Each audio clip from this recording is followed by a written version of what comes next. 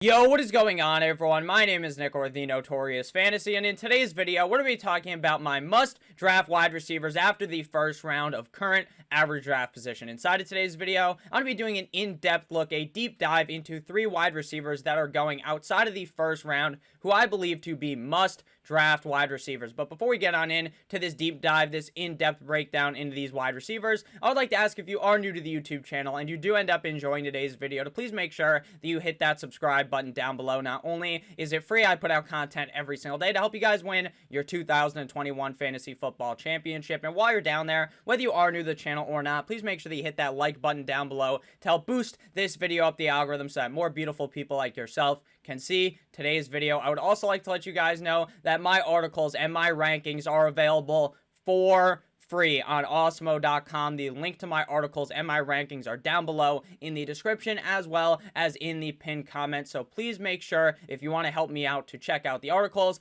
as well as the rankings. So without further ado, let's get into the video. Now, the first wide receiver I'm going to be talking about today is a wide receiver that I have been beating the drum for all off season, and I still I'm seeing this guy fall so deep into drafts that, to me, it almost seems disrespectful for a wide receiver of the likes of Julio Jones, wide receiver of the Tennessee Titans, underdog ADP, wide receiver number 20 off the board, overall pick 41.80, to be disrespected this much, to be falling into the 4th round for what feels like an eternity. Julio Jones has been considered to be a first-round pick in fantasy football, a top 3 wide receiver, and if he doesn't go in the first round, he was going inside of the 2nd round. And now, magically, like some fairy dust, people are nervous to draft Mr. Julio Jones. People are nervous because he's on the Tennessee Titans and he's no longer in Atlanta. People are nervous that since Julio Jones has gotten up there in age, he's only 32 years old, that magically the ship of Julio Jones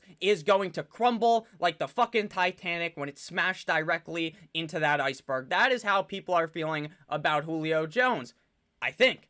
I mean, why else would he be going as wide receiver number 20 if people didn't believe in him for some strange reason? So Julio Jones goes in the offseason from the Atlanta Falcons to the Tennessee Titans. Obviously, a very big career move, because for his whole career until now, he played for the Atlanta Falcons with Matty Ice Baby. And now, obviously, it is a different situation in Tennessee with Ryan Tannehill. Now, if you're trying to stack these quarterbacks up against each other, I would actually say Ryan Tannehill at this moment in their career, Ryan Tannehill versus Matt Ryan. Ryan Tannehill is the better quarterback, but this Tennessee Titans team doesn't throw the ball as much as Matt Ryan's Falcons team, so technically that could put a damper on the targets going Julio Jones' way. Now, I am a big fan of A.J. Brown this year and have him ranked inside of my top 10 at the wide receiver position, but would I be surprised if Julio Jones outscored A.J. Brown this season, out-targeted A.J. Brown this season? The answer is absolutely not, because I believe that this offense is going to be super high-scoring this season. I believe they are going to be able to move the ball so effectively. Derrick Henry,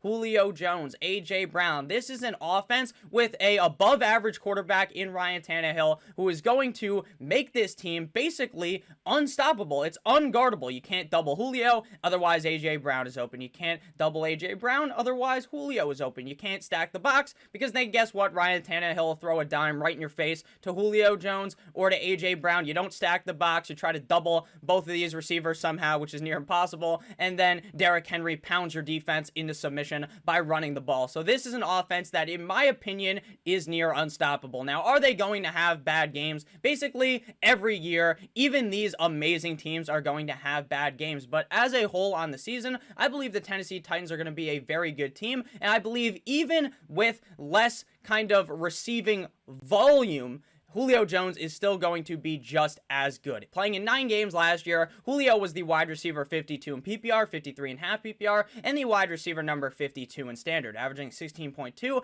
PPR points per game, 13.4 half PPR points per game, and 10.9 standard points per game. Meaning, on a points per game basis, he was wide receiver 14 in PPR, 13 in half PPR, and the wide receiver number 12 in standard. Going back to what I said right at the beginning of the video, I was talking about Julio Jones being discredited because of his age, but on a points per game basis, last season at 31 years old, Julio Jones was up there with the top 14 wide receivers in fantasy football, and that is with Julio Jones being with Calvin Ridley. This is a very similar situation, whether you like it or not, in Tennessee as it is in Atlanta. In Atlanta, Calvin Ridley is going to suck up a lot of targets. That is a very, very, very, very, very talented wide receiver. Julio Jones now with A.J. Brown. The only reason why this situation is a little bit different is because of the fact that the Titans are not going to throw the ball as much as the Atlanta Falcons, but I think they are going to be able to make up with the potential passing volume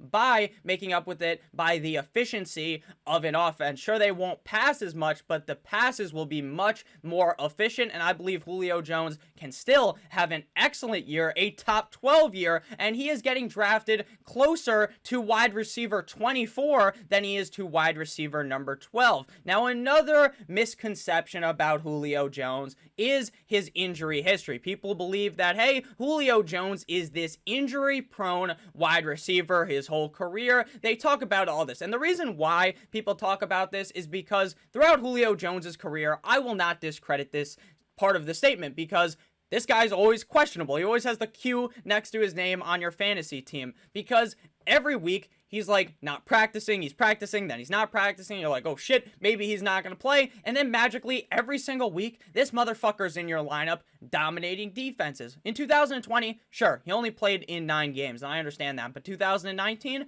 15 games. 2018, 16 games. 2017, 16 games. 2016, 14 games. 2015, 16 games.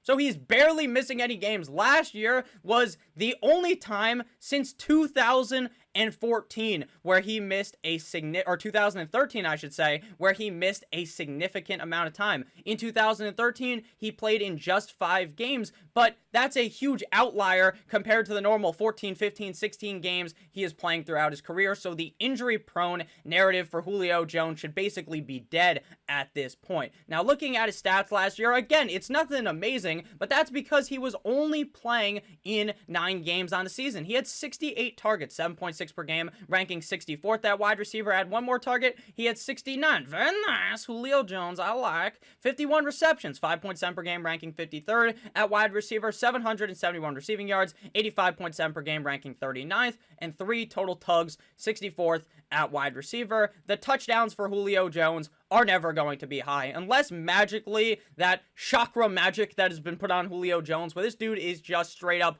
allergic to scoring touchdowns. Maybe that is now gone in Tennessee. I doubt it, but for some reason, Julio Jones is like the most dominant wide receiver going up the field, but in the red zone, this motherfucker just develops butterfingers, or he just can't catch the ball, or the ball just isn't really thrown his way, even though that's really not true at all, because he had a 23.4% red zone target share in the offense last year. In Atlanta, 20.4% target share in the Atlanta Falcons offense, 36th at the wide receiver position. So I believe that Julio Jones is going to be perfectly fine in Tennessee because he's so fucking good. You don't trade for a guy like Julio Jones if you're going to put him on the bench, so don't worry about Julio Jones. Continue to draft him in the 4th round as a complete and utter steal at his current ADP. If you guys have ended up enjoying this video thus far, please make sure that you hit that subscribe button down below. Again, not only is it free, I put out this content every single day to help you guys win your 2021 Fantasy Football Championship. And while you're down there, make sure you hit that like button as well. I would really appreciate that. So next wide receiver on the docket is T. Higgins, wide receiver of the Cincinnati Bengals. Underdog ADP, wide receiver number 22 off the board, going at the end of the 4th round. Now, people are finally starting to come around to the fact that you should be hammering T. Higgins before you draft Ja'Marr Chase. But there's a big but here. Shout out to Kim Kardashian. But in a lot of drafts, I am still seeing T. Higgins go in a very similar range to Ja'Marr Chase. Ja'Marr Chase has struggled immensely in training camp at getting separation from the DBs. He is struggling against the Cincinnati Bengals defense. Mind you, the Cincinnati Bengals defense isn't very fucking good, and he's struggling against them. Now imagine when he has to play up against a good defense. What's going to happen then? Sounds bad, right? And I think that you can account a lot of this, same with the preseason struggles, to rust. he is rusty. Because you want to know why he's rusty? Because he hasn't played a real football game since 2019. Maybe it was 2020 at that point, but the 2019 collegiate football season in the college football championship, the national championship game that they won. So the fact that since 2019, maybe 2020, technically when the game was played for the LSU Tigers, that, you know, he's a little bit rusty since he hasn't played since then, and that's okay. I think Ja'Marr Chase will have a fine season, but don't be surprised if T. Higgins is the clear #1 target on this offense, like I believe he could be. T. Higgins in 16 games finished as the wide receiver 28 in PPR, 30 in half PPR, and the wide receiver number 28 in standard, averaging 12.2 PPR points per game, 10.1 half PPR points per game, and 8 standard points per game. Meaning, from a points per game perspective, T. Higgins was the wide receiver number 40 in PPR, 39 in half PPR, and the wide receiver number 47 in standard. But you can take those numbers and see what you want, right? He didn't have the most electric rookie season. But what I want to show you guys is the fact that Joe Burrow, when he was under center, this offense was throwing inside of the top 5 highest at the NFL. They were throwing the ball at a rapid rate because the defense there isn't very good. Now, if you guys have watched my videos for a while, you would understand this comparison. I compare the Cincinnati Bengals to the Dallas Cowboys. Now, they're not exactly the same, but the parallel is that both teams have a pretty good quarterback, Dak Prescott. You may actually consider to be an elite quarterback in the NFL when healthy because he is really good, at least in my opinion. Joe Burrow, considered an elite, a freak athlete out of college, one of the best quarterbacks to come out recently. Joe Burrow had a lot of hype, so Joe Burrow should be really good. They both have bad defenses, really bad defenses, and they both have really good receiver cores. T. Higgins, Ja'Marr Chase, and Tyler Boyd. I know I just kind of discredited Ja'Marr Chase. I believe he will turn it around, but you kind of understand what I'm saying. And then with the Dallas Cowboys, you got Gallup, you got Amari Cooper, and you got CeeDee Lamb. So both teams with a pretty solid quarterback, at least that's how you would project Joe Burrow to be, with great wide receivers, with a bad defense, which is all signs that point towards throwing the fucking ball a zillion times late in the game because you're down, because your defense is so bad. So T. Higgins is in the perfect situation if he is the #1 target on this team, which I believe he will be, to excel in fantasy football for 2021. Volume is king a lot of the time in fantasy football, and with a lot of targets that I believe he will be receiving is going to point towards a positive fantasy season where he could easily beat out the ADP as wide receiver number 22 on Underdog. Now, on Yahoo, NFL, CBS, ESPN, when you're doing your drafts, a lot of the time, T. Higgins goes later than that. I've seen him go in the 5th round a bunch of times behind Ja'Marr Chase. So I am very, very excited about T. Higgins this year. He had 108 targets last year, 6.8 per game, 0.1 off of being very nice, with 6.9. Number 27 at the wide receiver position, 67 receptions, 4.2 per game, ranking 29th at wide receiver, 908 receiving yards, 56.8 per game, ranking 26th, and 6 total touchdowns, ranking 23rd at the wide receiver position. You can clearly see that at the beginning of the season, before Joe Burrow got hurt, there was a lot more consistency for T. Higgins. Sure, his first game was week 2 up against the Cleveland Browns when he got his real start, and he didn't look all that good in my opinion because he only got 6.5 half PPR points in that game. But week 3 up against Philly, 21 half PPR points in that game, ranking 14th at wide receiver. Then he was wide receiver 35, 48, then 11, 16, 27, 9.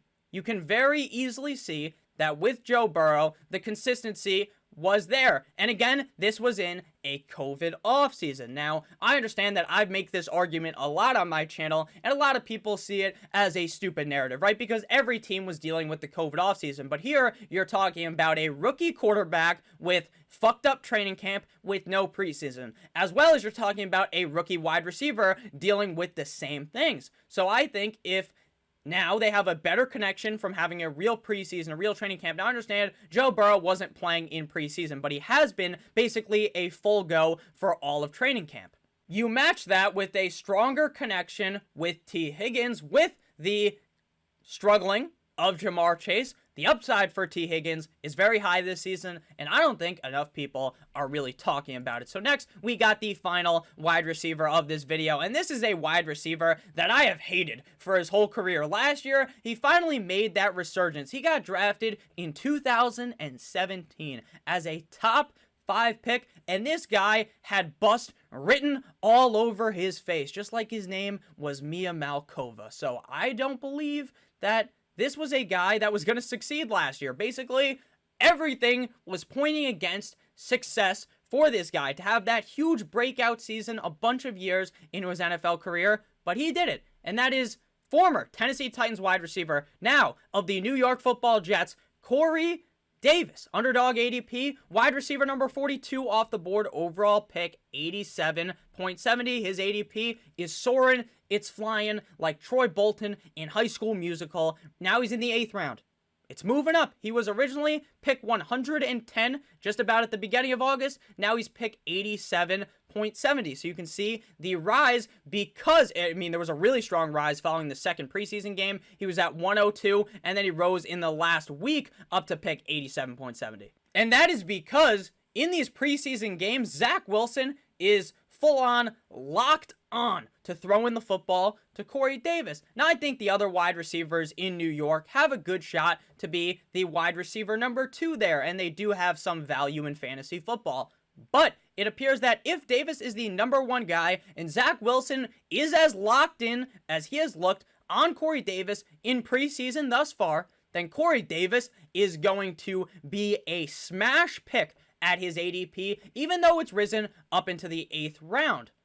Still, I believe he is a very big steal. Now, this is not the Jets of the last couple of years. I believe Adam Gase put a type of spell on this offense, a almost stink of the team, right? Under Adam Gase, this team was destined to fucking suck. As a Dolphins fan, Adam Gase was my head coach. He took us to the playoffs. I was liking Adam Gase, and then I started to realize, what does Adam Gase do when he's making all these stupid decisions? And then he gets signed to the Jets, and you just had to know that things were going to go terrible with Adam Gase, and they did. Mono man Sam Darnold really stood no chance. That's why he gets moved to the Panthers. But now it is time for the Zach Wilson Jets, the new head coach Salah Jets, to absolutely tear the league a new asshole. Now, I'm a Dolphins fan, so I personally hope the Jets lose every single game this season, but that's not going to happen. And Corey Davis is going to be very, very good this season. Anytime you can find the number 1 wide receiver on a team this late in the draft, you have to click the draft button every single goddamn time. In 14 games last year in Tennessee, Davis was the wide receiver 30 in PPR, 31.5 PPR, and the wide receiver number 29 in standard, averaging 13.7 PPR points per game, 11.4 half PPR points per game, and 9 standard points per game. Meaning, from points per game perspective, he was the wide receiver 32 in PPR, 30.5 PPR, and the wide receiver number 27 in standard, again, in Tennessee. This is a change of scenery, but in New York, maybe Corey Davis is the only 10 I see. You get that? That's such a stupid fucking joke, but you get what I'm saying here. I think Corey Davis might be getting force-fed the targets here in New York for the Jets, and things are going to go very, very nice for Mr. Corey Davis. Last year, 92 targets, 6.6 per game, ranking 42nd. He had 65 receptions, 4.6 per game, ranking 32nd, 984 receiving yards, 18th. He also had 5 total tugs on the season, 34th at the wide receiver position with a 23.1% target share, 25th at wide receiver, 14.8% red zone target share. That target share, in my opinion, should be very similar in New York for the Jets. If not, maybe getting a little lift up, a little giraffe's neck up. Well, maybe that would be like a fucking huge lift up if you went from having a normal neck to giraffe neck, like his name was Mike Glennon. So I think that the upside here in New York is very big for Davis, especially at the price you're paying, because even though he's going in the 8th round on Underdog, I always like to point this out in the videos, Underdog is a sharper website when compared to NFL, ESPN, Yahoo, CBS, any of these websites you're drafting on, because people are putting their money into these drafts. There are a lot more sharper people playing best ball, whereas in your league with your friends, in the league with the people from your office, and the leagues you're playing at with your family, these people aren't necessarily going to be doing the same they're not watching fucking preseason, because to them, they don't care about preseason. They're not